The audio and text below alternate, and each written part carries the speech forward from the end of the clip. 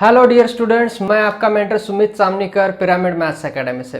और आज हम लोग कंसेप्ट बूस्ट सीरीज में नया टॉपिक लेके आए हैं, सीक्वेंस एंड सीरीज। तो सीक्वेंस एंड सीरीज में जैसे आपको पता है एपी, जीपी, एचपी ये सारे पार्ट आने वाले हैं। उसके साथ साथ आपको पता है एजीपी आएगा, सीरीज का पार्ट आएगा।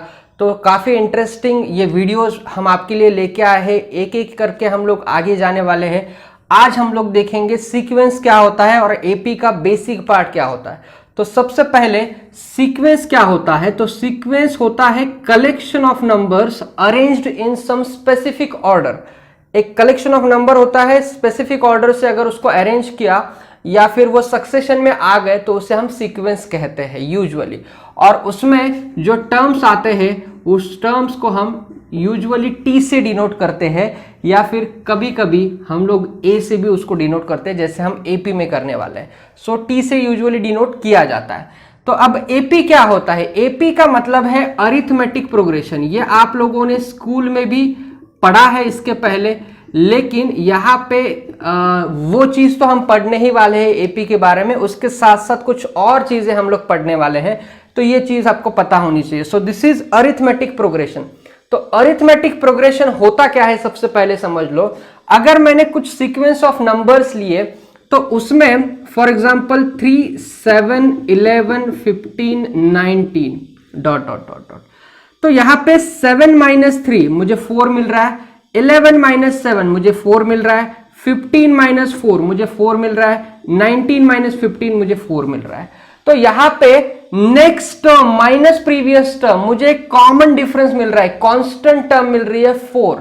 तो मैं कह सकता हूं कि an plus 1 minus an is equal to constant. an plus 1 मतलब नेक्स्ट टर्म और an मतलब previous term. You can say next term minus previous term मुझे कांस्टेंट मिल रहा है, तो वहां पे वो जो सीक्वेंस रहेगा उसे हम कहेंगे अरिथमेटिक प्रोग्रेशन। तो अरिथमेटिक प्रोग्रेशन आपको पता होना चाहिए। 3, 7, 11, 15, 19 इस तरीके से लिया है मैंने। an प्लस 1 माइनस an ये जो है ये कांस्टेंट होता है, और ये जो कांस्टेंट होता है उसी को हम कहते हैं कॉमन डिफरेंस। उसी को हम कहते हैं कॉमन डिफरेंस। कॉमन डिफरेंस होता है ये। और यहां पे एक फर्स्ट टर्म भी होती है जिसको हम ए से डिनोट करते हैं, जिसे हम कहते हैं फर्स्ट टर्म। तो एपी में दो सबसे इंपॉर्टेंट चीजें आएगी, एक आएगी फर्स्ट टर्म, दूसरा आएगा common difference. Common difference is usually denoted by D. Common difference D से डिनोट किया जाता है और फर्स्ट टर्म जो है वो ए से डिनोट करते हैं। अब यहां पे कुछ जरूरी चीजें मैं आपको बताऊंगा। फॉर एग्जाम्पल अगर मैंने लिया है फर्स्ट टर्म 3 तो मैं इसे डिनोट करता हूं ए से।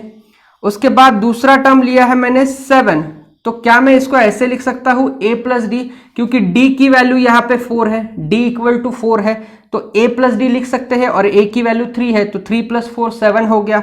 उसके बाद 11 आ रहा है, तो ये होगा a plus 2d। 2 into 4 8, 8 plus 3 11, तो a प्लस 2d हो रहा है। नाउ यहाँ पे ये जो है ये मेरा फर्स्ट टर्म है, ये मेरा सेकेंड टर्म है, ये मेरा थर्ड टर्म है। अब थर्ड टर्म में हम लोगों को नजर आ रहा है कि a प्लस 2d आ रहा है। थर्ड टर्म मतलब 3 नंबर का टर्म d का कोएफिशिएंट 2 आ रहा है। 3 नंबर का टर्म d का कोएफिशिएंट 2 आ रहा है।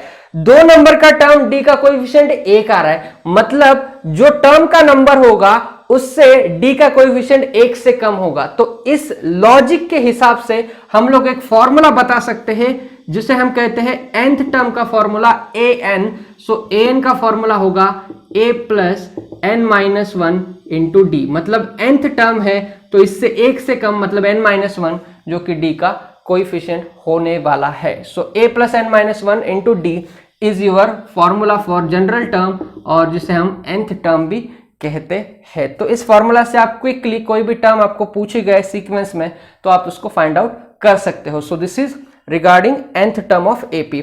अब यहाँ पे कुछ क्वेश्चंस में आपको बाय डिफॉल्ट दिया जाता है कि 3 terms are in AP, 4 terms are in AP, 5 terms are in AP, और क्वेश्चन उसी तरीके से फॉर्मुलेट किया होता है। तो वहां पे स्पेसिफिकली स्पेसिफिक टर्म लेने पड़ते हैं। वो टर्म्स कौन से हैं मैं आपको एक बार बता देता हूं। तो अगर 3 टर्म्स है एपी में, उसके बाद 4 टर्म्स है, उसके बाद 5 टर्म्स है।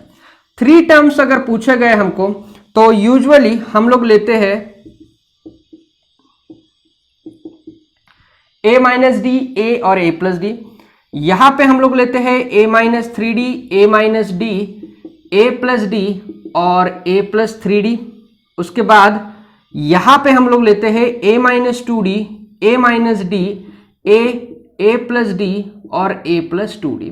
अब आप सोच सकते हो कि ये किस तरीके से आ रहे हैं या ऐसे ही क्यों लिए जाते हैं। फॉर एग्जाम्पल, अगर हमको क्वेश्चन आया कि the angles of triangle are in AP, तो एंगल, तीनों एंगल की जो सम होती है ट्रायंगल में वो 180 होती है। तो मैंने अगर तीनों को ऐड किया तो डी और डी कैंसिल हो जाएगा और मुझे ए की वैल्यू डायरेक्ट मिलेगी। इसीलिए ये स्पेसिफिक टर्म लिए जाते हैं for solving the questions. Question solve करने के लिए इसी तरीके से उसको लिया जाना चाहिए। अब यहाँ पे जो कॉमन डिफरेंस होता है वो d होता है, यहाँ पे जो कॉमन डिफरेंस होता है वो 2d होता है और यहाँ पे कॉमन डिफरेंस d होता है। तो ये भी आपको पता होना चाहिए। a minus D, A plus D, ये d हो गया। उसके बाद a minus 3d, a minus D, a plus D, a plus 3d। उसके बाद a minus 2d, a minus D, a plus D, a plus 2d। तो ये 3 terms, 4 terms और 5 टर्म्स जो एपी में आने वाले हैं वो लॉजिकली स्टैंडर्ड टर्म हम ये लेते हैं जब हम क्वेश्चन सॉल्व करेंगे। तो ये चीज आपको अच्छी तरीके से पता होनी चाहिए।